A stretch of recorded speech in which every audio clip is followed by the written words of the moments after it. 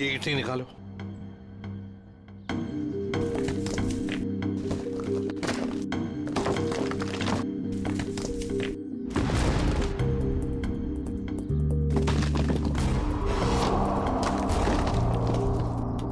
तो लगता है लाश को छुपाने की पूरी कोशिश की, लेकिन पूरी तरह से कामयाब नहीं हुआ है। हाँ, छुपाने की तो बहुत कोशिश की है, मगर जरूर कुछ ना कुछ तो भूल गया है वो। कोई ना कोई सुराग तो हमें जरूर मिलेगा। वैसे लाश ज्यादा पुरानी नहीं दिख रही है। एक काम करो, बाहर निकालो इसे, आराम से, संभल के।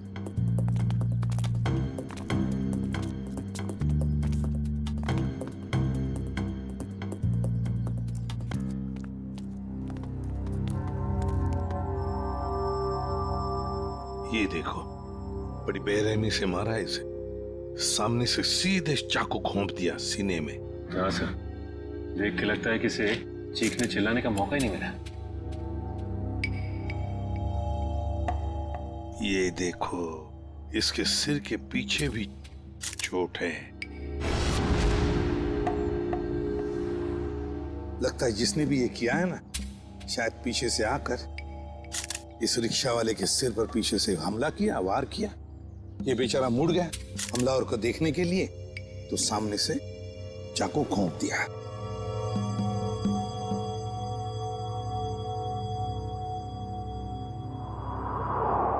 जेब में कुछ भी नहीं। लेकिन सर, कोई रिक्शा वाले को क्यों मारेगा? फिर इस रिक्शा वाले को पैसे के लिए तो कोई नहीं मारेगा। हो सकता है इस रिक्शा वाले का किसी के साथ झगड़ा वगड़ा हुआ होगा या आपसी दुश्मनी हो, लेकिन अगर इसकी लाश यहाँ पर है, रिक्शा कहाँ पर होगी?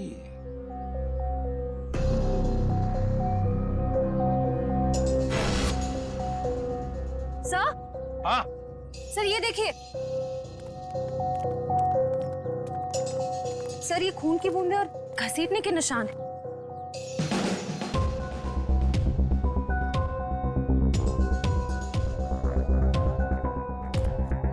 ये देखो,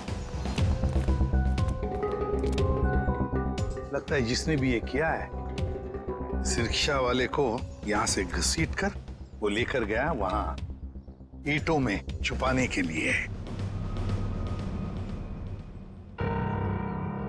वो क्या है?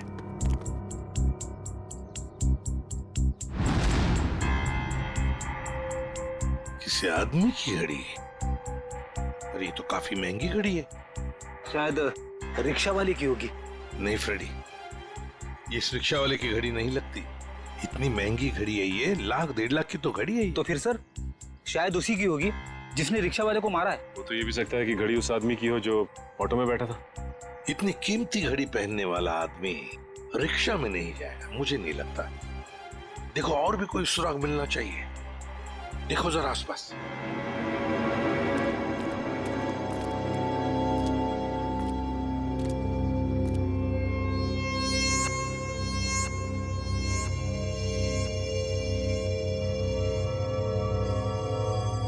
अरे सर! कुछ मिला?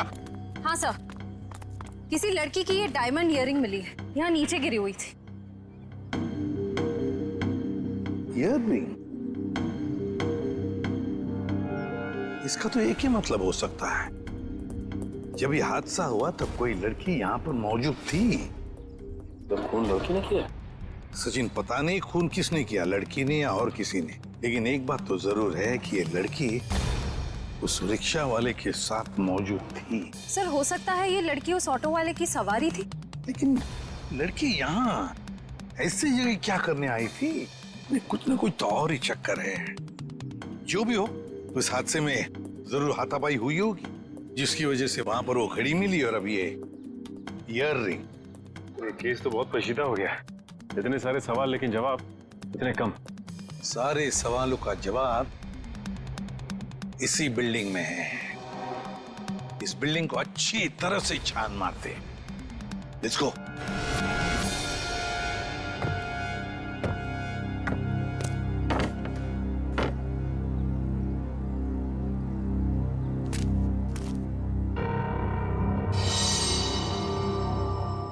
हाँ सचिन, क्या हुआ? ये देखिए सीढ़ियों पे खून की बूंदें। हाँ, ये देखो। सर ये तो बहुत ही अजीब बात है, लाश वहां पर और खून की बूंदें यहाँ। मुझे तो कुछ और ही आ रहा है दिमाग में। कहीं और एक लाश तो नहीं इस बिल्डिंग में? ऊपर चलकर देखते हैं, देखते ये खून के धब्बे कहां तक है।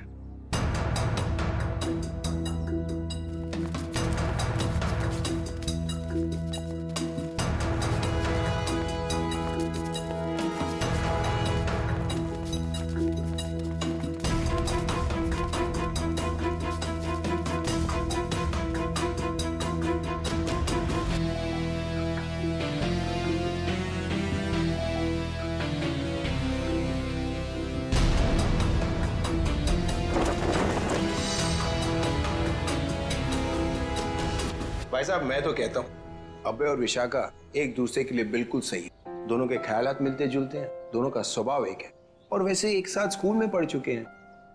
बेटा, तुमने हमें बताया नहीं कि तुम अभय को पहले से जानती हो? नहीं पापा, अभय मेरी क्लास में नहीं थे। वो क्या है ना अंकल, हम दोनों की क्लासेस सेम थी पर सेक्शन अलग अलग थे। आप सेक्शन ए में थी और मैं सेक्शन सी में था। ओह, बात यह है ना जी, अभय के लिए एक से बढ़कर एक खानदान से रिश्ते आ रहे हैं, लेकिन इसने मना कर दिया है। स्कूल के वक्त से ही आपकी बेटी से प्यार करता है, लेकिन कह नहीं पाया, इसलिए आज मुझे आना पड़ा कहने के लिए। पापा प्लीज, आप मुझे एम्बैरेस कर रहे हैं। नैना और अनुष्का कैसे हैं? स्कूल टाइम से तुम्हारे बेस्ट फ्रेंड हुआ करते थे वो लोग। हाँ, नैना भी बेंगलोर में जॉब कर रही है और अनुष्का की रिसेंटली शादी हो गई है मसूरी में। सुना है बहुत ही खूबसूरत जगह है वो। जी। वैसे तो साउथ अफ्रीका भी बहुत ही सुंदर जगह है। 25 साल पहले हमने हमारे हीरो का बिजनेस वहां शुरू किया था, और आज यहाँ तक ले आए उसे। आप लोग बैठिए, मैं आप लोगों के लिए चाय वगैरह लेकर आती हूँ। आप लोग बैठिए, हम आते हैं।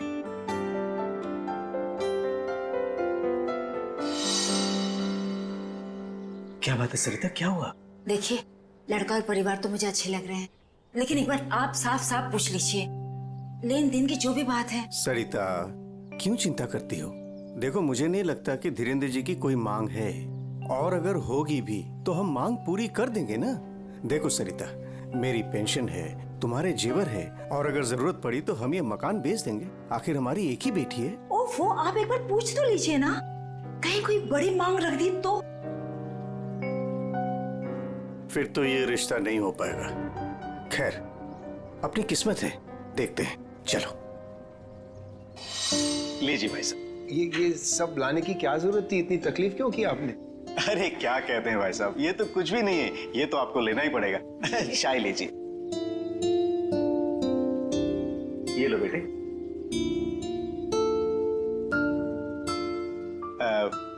भाई साहब, अगर आप बुरा न माने तो कुछ देर हम लोग बाहर चल के आपस में बात कर लेते हैं। अरे इतने में बच्चे भी एक दूसरे से बात कर लेंगे। अरे ये तो बहुत अच्छी बात है, चलिए।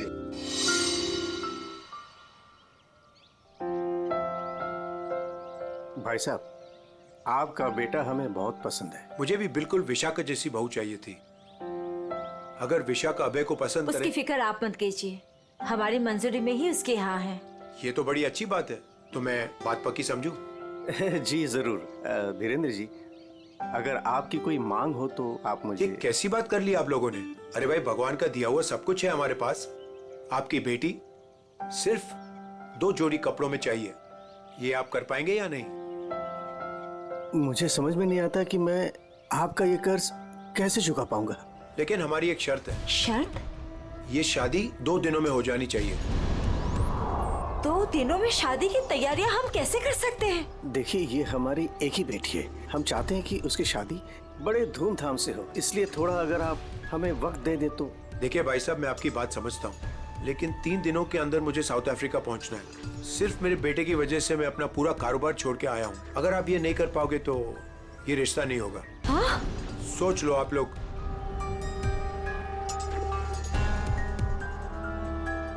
ठीक है भाई साहब, ये शादी परसों ही होगी। ये तो बहुत अच्छी बात है, मुबारक हो। देखिए, आप शादी की तैयारियां कीजिए, पैसे की चिंता न कीजिए, वो हम करेंगे। जी।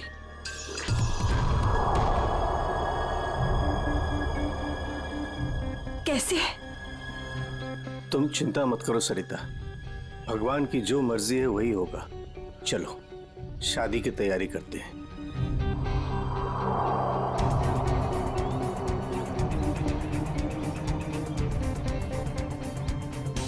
पता नहीं मुझे ये सब ठीक क्यों नहीं लग रहा है।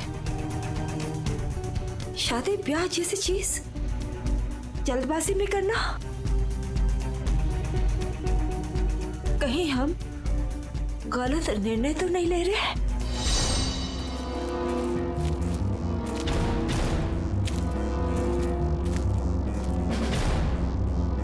सर इस लड़की का चेहरा तो पूरी तरह से बिगड़ चुका है, इसकी पहचान करना बहुत मुश्किल होगा।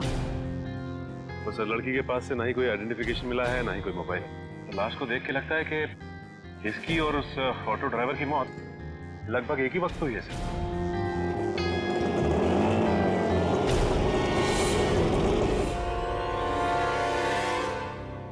सर ये लावारिश रिक्शा यहाँ से थोड़ी दूर पे खड़ी हुई थी, लोगों ने मुझे बताया। और सर ये रहे रिक्शा के पेपर्स, वो लाश इसी रिक्शा ड्राइवर की थी, चमन नाम था उसका। और सर ये फोटो भी लगी उसकी। हाँ चमन खुद मालिक था इस रिक्शा का। और कुछ मिला? हाँ सर मोबाइल मिला है सर, लेकिन सर बैटरी डाउन है इसकी। ठीक है कोई बात नहीं, इसमें से हमें बहुत कुछ इंफॉर्मेशन मिल सकती है।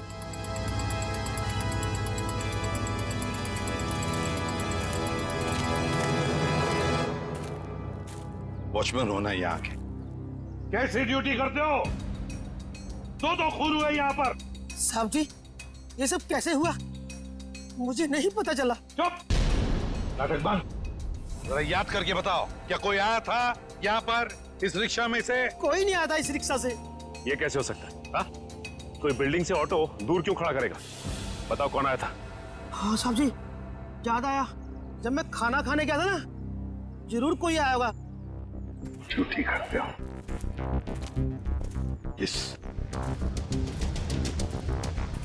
इस चमन की पूरी कुंडली निकालो। हाँ अभिजीत। सर वो ऑटो वाले के फोन की डिटेल मिल गई है सर। ये 11 बजे के करीब ममता नगर से निकला और 11:30 बजे जेल स्टेशन पे पहुंच गया। ये MG road under construction building पे कब पहुंचा? सर 12:30 बजे जेल स्टेशन से सवारी लेने के बाद 12:40 पे उस जगह पे मिला था जहां पे वो ऑटो खड़ा मिला था।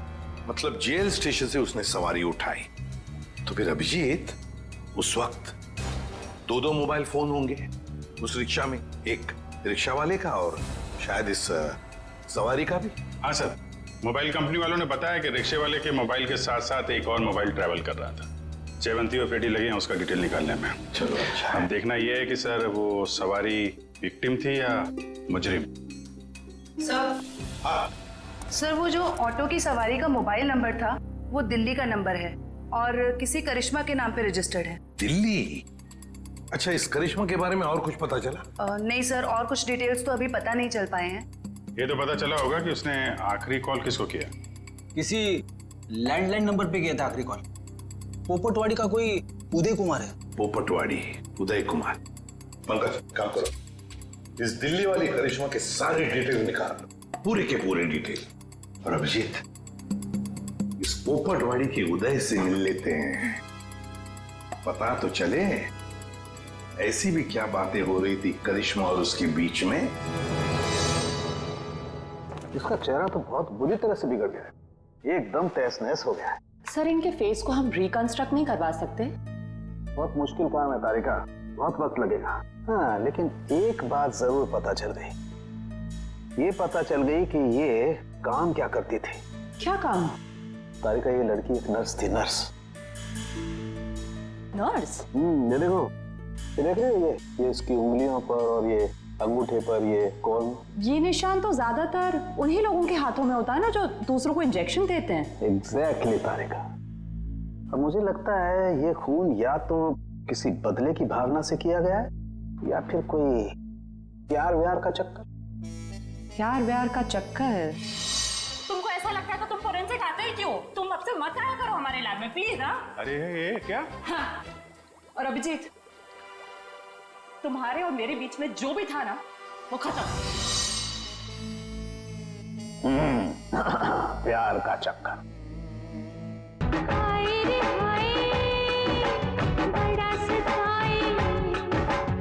सीआईडी?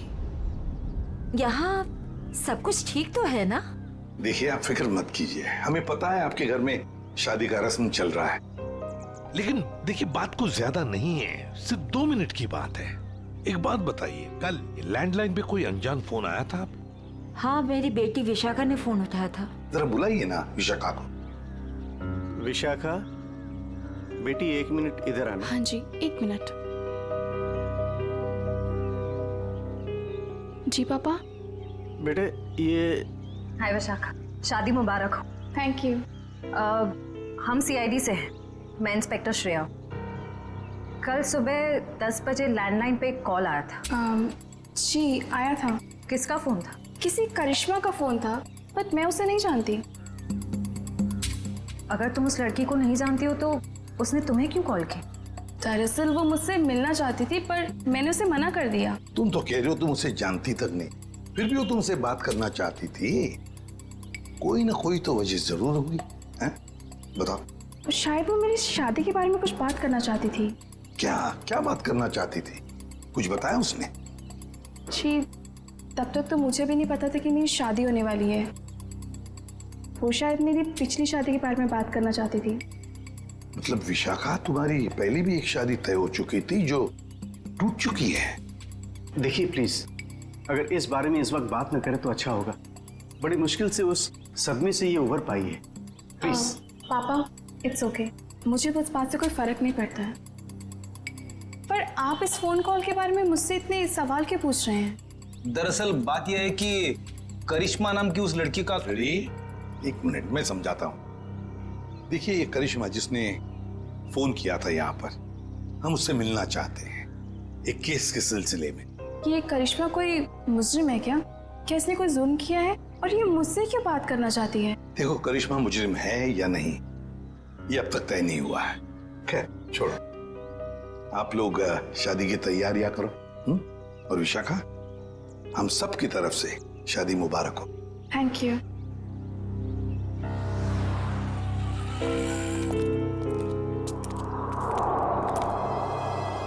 हेलो, सुनो, सब गड़बड़ हो गया है यहाँ। सीआईडी आ गई है। हाँ जी, क्या हाल है बॉस? फिर से बन गया चेहरा? अरे चेहरा बनने में टाइम लगता है ना यार। और कितना टाइम चाहिए तुझे? मैं बोल रहा था तारिका, प्रद्युमन जैसे ही मेरी शक्ल देखेगा पीछे पड़ जाएगा। कितना टाइम लेगा चेहरा बनाने में? यार इतना सा काम है सारुण के। वैसे एक बात बताओ, आप लोगों को वाकई कुछ पता नहीं चला उस लड़की के बारे में? हमें इतना तो पता चल चुका है कि उस लड़की का नाम करिश्मा है और वो दिल्ली की रहने वाली थी। और अगर मैं ये बताऊं कि करिश्मा एक नर्स थी तो? सर, उस करिश्मा के बारे में नई बात पता चली सर। क्या? वो दिल्ली में 10 स्टार हॉस्पिटल में नर्स है। लो, ये बात अब बता रहे हैं, मैं कब की बता चुका ये बात। 10 स्टार हॉस्पिटल, दिल्ली। वाह यार अभय, बड़ी सुंदर दुल्हन मिली है तुझे, सच्ची। पता नहीं कहाँ से किस्मत लिखा के लाया है। अरे वो कहते हैं ना, लंगूर के हाथ में अंगूर। एग्जैक्टली।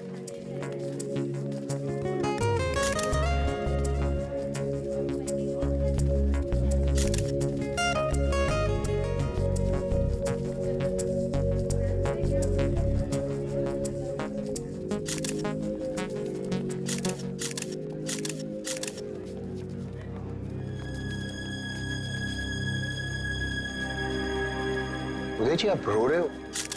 सब ठीक तो है ना? ये तो खुशी के आंसू हैं। आज अपने बेटी को दुल्हन बना जो देख पा रहा हूं मैं, इसलिए। आपसे कुछ बात करनी थी। हाँ हाँ, तो कहिए ना। यहाँ कहना ठीक नहीं होगा, जरा अंदर चलिए ना। क्यों, हमसे शादी में कुछ कमी रहेगी है क्या? नहीं, वो सब ठीक है, A1। देखिए, सारे मेहमान आ रहे हैं, अगर हम यहाँ से चले गए तो कुछ परेशानी हो जाएगी। फेरे हो जाए, उसके बाद दोनों बैठ करके बातें करते हैं। देखिए, मेहमानों को छोड़िए, आप अंदर चलिए, वरना ये शादी नहीं होगी।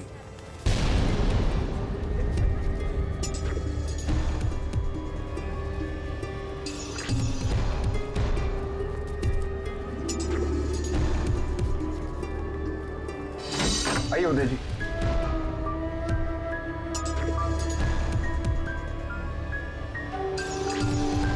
धीरेन्द्र जी, बात क्या है आप बताइए ना।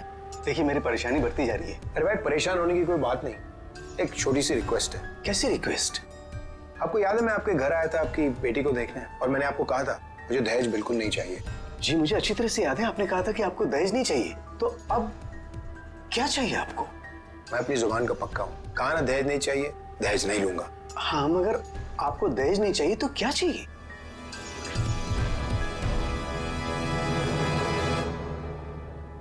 किडनी किडनी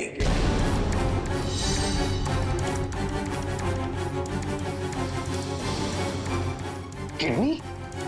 पर किसकी? मैं शायद आपको बताना भूल गया कि मेरी तबीयत दरअसल ठीक नहीं रहती, और जल्द से जल्द अगर किडनी ट्रांसप्लांट नहीं हुआ तो मैं ज्यादा दिन नहीं बच पाऊंगा।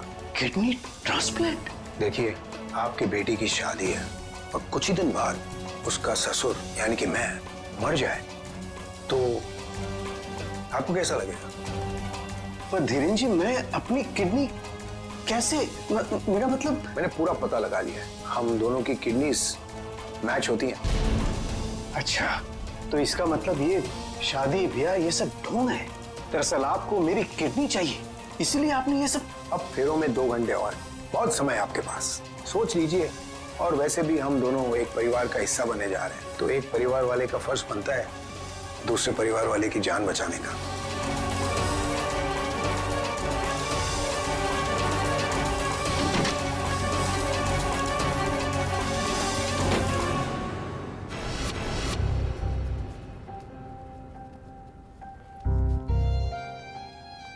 आपको दहेज नहीं चाहिए तो क्या चाहिए? Kidney kidney kidney.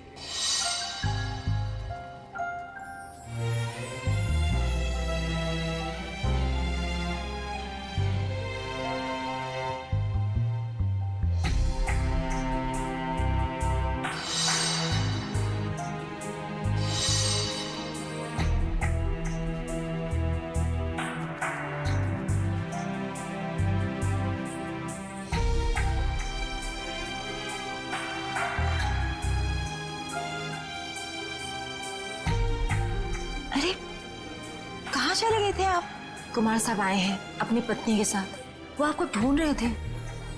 सरिता, आओ मेरे साथ, 2 मिनट तुमसे बात करनी है। चलो।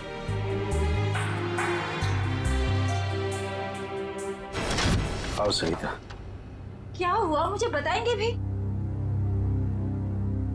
सरिता, दरवाजा बंद कर दो, बताता हूं।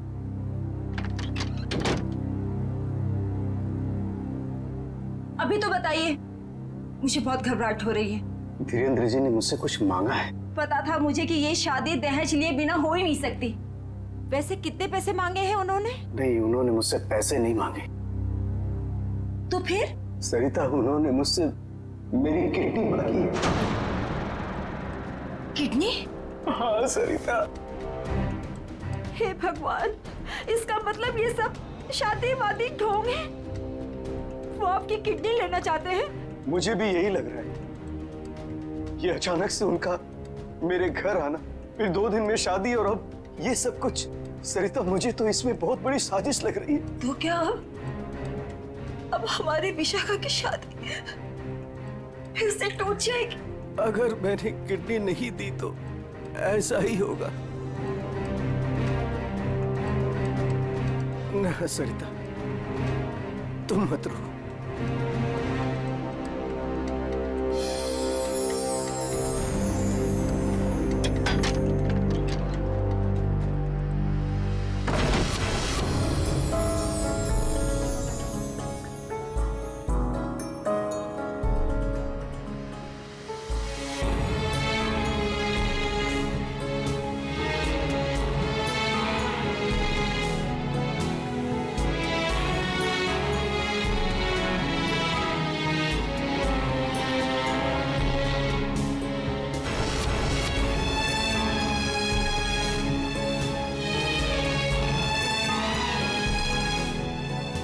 सारे मेहमान आ चुके हैं, और अगर इस बार भी हमारी विशाखा की शादी नहीं हुई तो वो बुरी तरह होश आएगी। एक जख्म तो वो पहले ही खा चुकी है, लेकिन अब दोबारा वो बर्दाश्त नहीं कर पाएगी। मैं जानता हूं सरिता, तुम ठीक कह रही हो, इसलिए मैंने सोच लिया है, मैं अपनी किडनी दूंगा। हाँ सरिता। नहीं, अगर आपने किडनी दे दी तो आपका क्या होगा? मुझे कुछ नहीं होगा सरिता। और वैसे भी इंसान के शरीर में 2 किडनियां होती हैं, जिससे उसका शरीर चलता है, लेकिन फिर भी इंसान एक किडनी के सहारे जी सकता है। मुझे ये सब कुछ ठीक नहीं लग रहा है। अगर कुछ ऊंच नीच हो गई तो मैं आपको खोना नहीं चाहती हूँ। नहीं सरिता, मुझे कुछ नहीं होगा, और अगर मुझे कुछ हो भी गया तो कम से कम मेरी आत्मा को ये सोचकर संतुष्टि तो मिलेगी ना कि मैंने अपनी बच्ची की खातिर उसके पैदाइश से लेकर के उसकी शादी तक सब कुछ किया। प्लीज।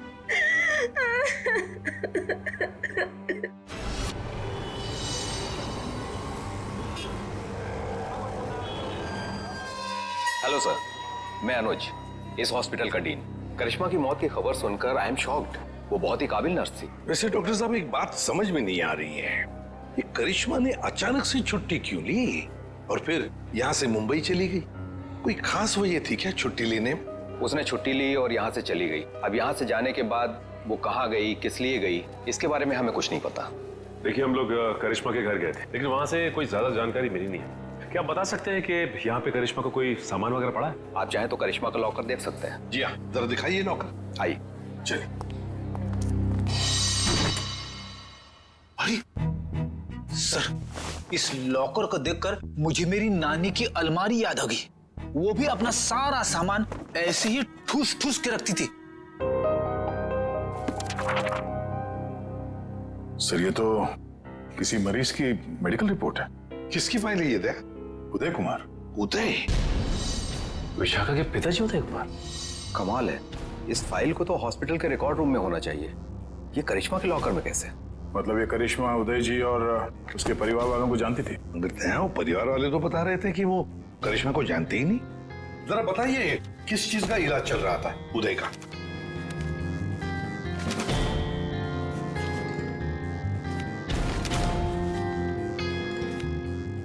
क्या डॉक्टर साहब, आपके चेहरे का रंग उड़ा हुआ क्यों है? उदय जी को फूड पॉइजनिंग थी और उनके सारे टेस्ट किडनी के करवाए गए हैं। क्या? बताइए। यार ये क्या चक्कर है? नहीं दया, कुछ न कुछ तो गड़बड़ जरूर है, कुछ न कुछ तो गड़बड़ है। अच्छा डॉक्टर साहब, इस करिश्मा का बर्ताव कुछ अजीब लगा आपको? मतलब कुछ गड़बड़ लगा आपको कभी? नहीं, ऐसा तो कुछ भी नहीं लगा। सर, ये देखिए। माय गॉड, तो ये बात है। क्या बात है उदय? अरे डॉक्टर चंद्रप्रकाश, आओ बैठो बैठो। ये अचानक क्या बात करना चाहते हो तुम मुझसे? और भाभी जी क्यों रो रही हैं? शादी में कोई मदद वगैरह चाहिए? डॉक्टर, शादी की कोई बात है ही नहीं।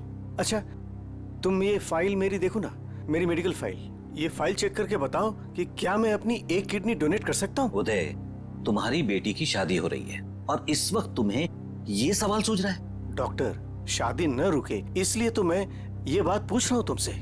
बताओ ना। क्या मतलब है? मतलब मैं बाद में तुम्हें समझाऊंगा। तुम पहले मुझे ये बताओ कि मैं एक किडनी के सहारे जी सकता हूँ या नहीं। बताओ डॉक्टर, मुझे प्लीज बताओ ना।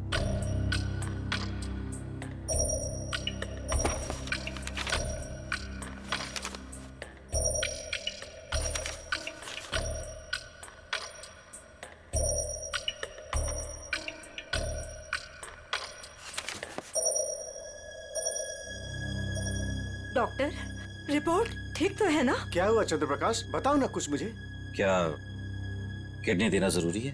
बस तुम इतना ये समझ लो कि किसी के जिंदगी और मौत का सवाल है। देखो, अगर मैंने किडनी डोनेट नहीं की ना तो मेरी बेटी की शादी रुक जाएगी। देखो उदय, तुम्हारी ये किडनी पहले से ही खराब है। क्या? सरिता, मुझे तो आज तक ये प्रॉब्लम कभी महसूस ही नहीं हुआ।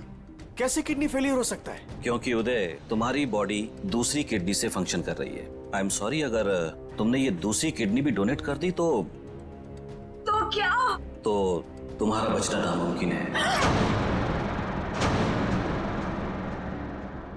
किडनी डोनेट करने के लिए तुम मेडिकली फिट नहीं हो। देखो, ऐसा मत कहो डॉक्टर, मुझे ये किडनी दान करनी ही पड़ेगी किसी भी हालत में। डॉक्टर प्लीज जरा चेक करके बताओ, कोई तो रास्ता निकालो।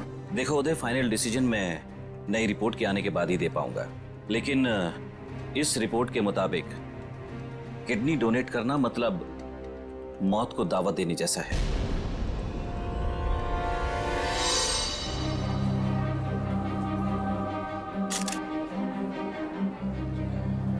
आओ। क्या हुआ माँ?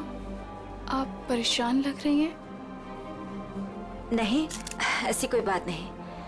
फेरे का समय हो गया है, आओ।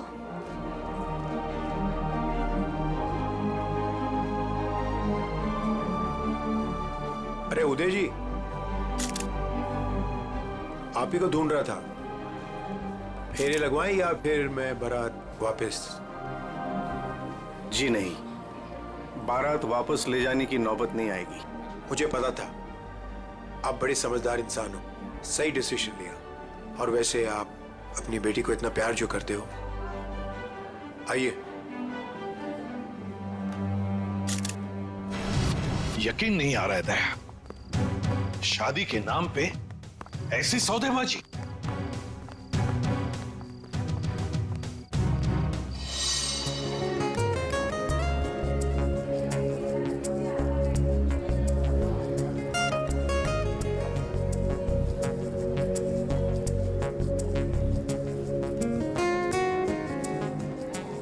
रुक जाइए। सरिता जी, उदय जी कहाँ है? वो तो यही। कहाँ है उदय जी? यही तो थे, कहाँ चले गए? आप लोग यहाँ फिर से, क्या हुआ? हमारा उदय जी से बात करना बहुत जरूरी है, जरा बुलाइए उन्हें। उदय जी! उदय जी! कहाँ गए उदय जी? बुलाइए। मम्मी, पापा कहाँ चले गए? आपके पापा कहाँ हैं? इसका जवाब अब ये देंगे धीरेन्द्र जी। क्यों धीरेन्द्र जी, जवाब देंगे ना? मुझे कुछ नहीं पता।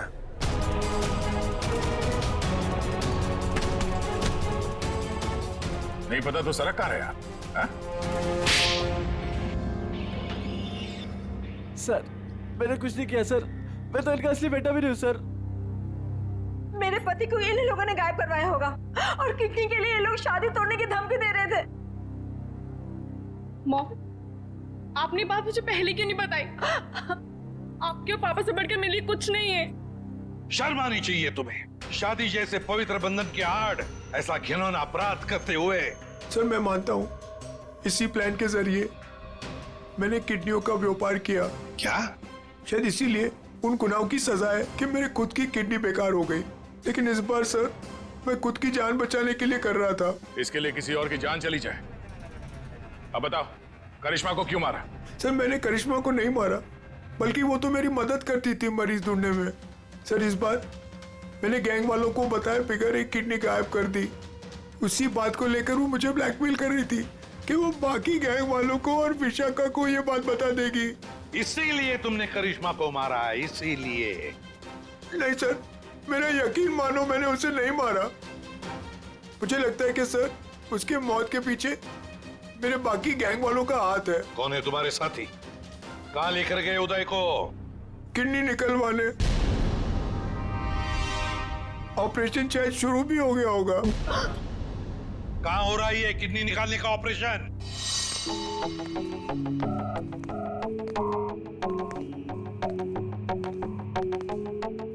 चल डॉक्टर, ऑपरेशन शुरू कर। देखो, तुम जो ये कर रहे हो ना, ठीक नहीं कर रहे हो। बकवास बंद कर और अपना काम कर जल्दी।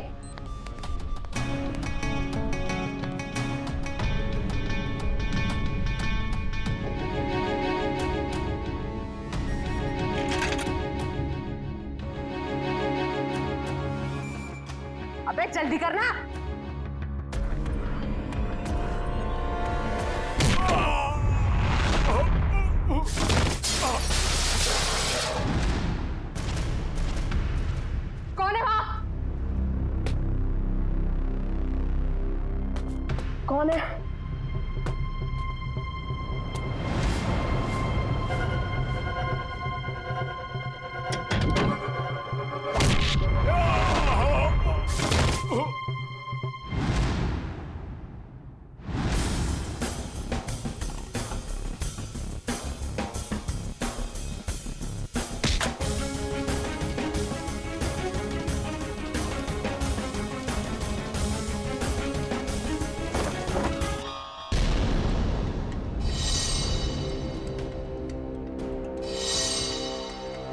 अपने जुर्म का इनाम तो लेती जाओ।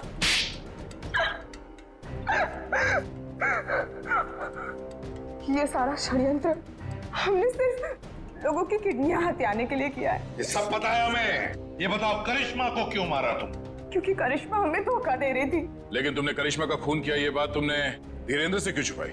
ताकि जब धीरेन्द्र किडनी ट्रांसप्लांट के लिए ऑपरेशन थिएटर में आए तो वहां उसे आराम से मार सके, ताकि वो खून ना लगकर एक हादसा लगे।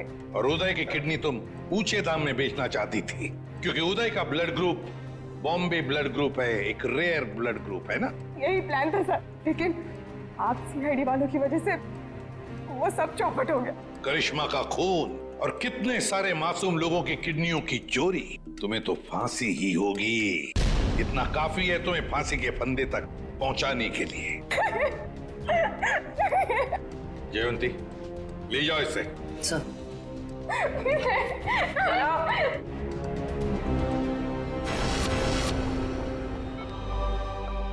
कैसे आप? तबीयत कैसी है आपकी? पापा ठीक तो है आप? सरिता, विशाखा बेटी, तुम लोग रो क्यों रहे हो? क्या हुआ मुझे? मैं आपसे कभी बात नहीं करूंगी।